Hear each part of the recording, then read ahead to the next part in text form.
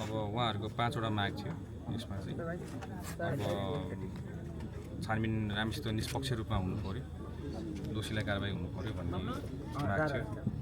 अनि अब नेपाल सरकारले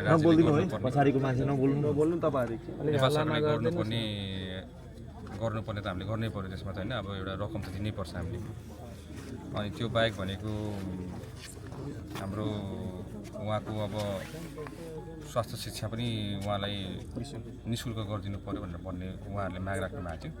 5वटा माग मध्येमा हामीले अर्को 3टा माग अझै हामीले थप्यौँ, हामी आफ्नै तर्फबाट हामीले थप्यौँ। अरू केही मागहरू तपाईँ थप्नुपर्छ कि भन्ने कुराहरू गर्दै गर्दाखेरि चाहिँ उहाँले चाहिँ हाम्रो बुवा चाहिँ बिरामी हुँदो रहेछ, त्यसको लागि निःशुल्क उपचार भइदिए राम्रो हुन्थ्यो कि भनेर उहाँले कुरा गर्नुभएको थियो। हामीले त्यही अनुसारमा हुन्छ, हामीले त्यसमा नि हामी गर्न सक्छौँ भनेर हामीले त्यसमा नि हामी मान्यौँ। अनि त्यसमा नि उहाँले भाइले भन्नुभएको जस्तो बुवा आमा दुवैजनाको निःशुल्क उपचारको लागि त्यसको लागि हामीले गर्छौँ भनेर हामीले एउटा थप्यौँ। त्यो बाहेक अर्को थपेको भने चाहिँ हाम्रो भाइ र बहिनी रहेछ, निःशुल्क शिक्षा हामीले थपिदियौँ। अनि घरमा किन हाम्रो पार्क बनाउने कुरा भयो होइन। यो सबै हामीले थप्दै छौँ र हाम्रो अहिले टोटल गरेर 8वटा माग भएको छ। अनि भोलि बिहान चाहिँ हाम्रो तपाईँको दाह संस्कार उहाँहरूले गर्छ भनेर भन्नुभएको छ। अनि त्यसको लागि दाह संस्कारको लागि पनि अब थोरै हामीले रकम उहाँलाई दिने भनेर हामीले भनिरहेको छौँ। त्यसपछि उहाँको चाहिँ त्यहाँ पोस्टमार्टमको लागि हामीले फोटो खिचेर उहाँलाई पठाइदिन्छौँ, किनभने इन्भेस्टिगेसन त फेरि निष्पक्ष हुनु पऱ्यो, जारी जानु पऱ्यो पोस्टमार्टमको लागि पनि होइन। त्यसपछि हामीले अझै केही टेकेर हामीले अझै काम कडाभन्दा कडा कारबाही गर्नु हामीलाई सजिलो हुन्छ भन्ने हिसाबले चाहिँ त्यसपछि पोस्टमार्टम हुने बित्तिकै लगतै हामीले चाहिँ उहाँको भाइको सबलाई चाहिँ हेलीबाट उहाँको आँगनमा ल्याएर चाहिँ त्यसपछि बल्ल हाम्रो दाह संस्कारको प्रक्रिया चाहिँ हामी यहाँबाट सुरु गर्ने भनेर उहाँहरूले भन्नुभएको छ। त्यही गृहमन्त्रीज्यू अलिकता बिहानैदेखि हामीले आफन्त र परिवारजनबाट के सुनिरहेको छौँ भने अहिलेसम्म शव कहाँ छ, कुन अवस्थामा छ भन्ने हामीलाई कुनै किसिमको जानकारी आएको छैन।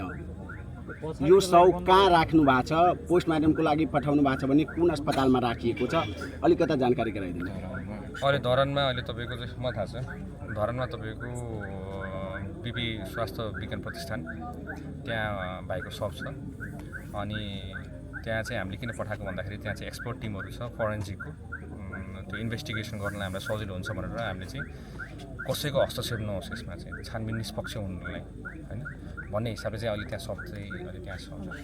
गृहमन्त्रीज्यू तपाईँले नै निर्मला हत्याकाण्डको पनि फाइल खोलिसके भन्ने कुरा आउनु भएको छ। अर्को यो तपाईँको जीएनजी आन्दोलनमा 76 जना मर्दा गणेश यादवले पनि निष्पक्ष, गणेश यादवको घटनामा निष्पक्ष छानबिन हुन्छ, उसले न्याय पाउँछ भन्ने जुन आश्वासन दिनुभएको छ त्यो आश्वासन पुरा हुन्छ भन्ने यहाँका स्थानीयलाई कसरी विश्वास गर्नुहुन्छ? अब त्यो भनेको तपाईँको छानबिन समिति निष्पक्ष बनाउनलाई हो होइन। छानबिन समिति निष्पक्ष बनाउन हामीले आफैले त्यसलाई चाहिँ कडाभन्दा कडा निर्देशन दिएर यसमा दायाँ बायाँ नहोस् भनेर हामीले निर्देशन दिने काम हो होइन। हामीले यसमा आफै नै इन्टरभेन गरिरहेको छौँ नि त होइन।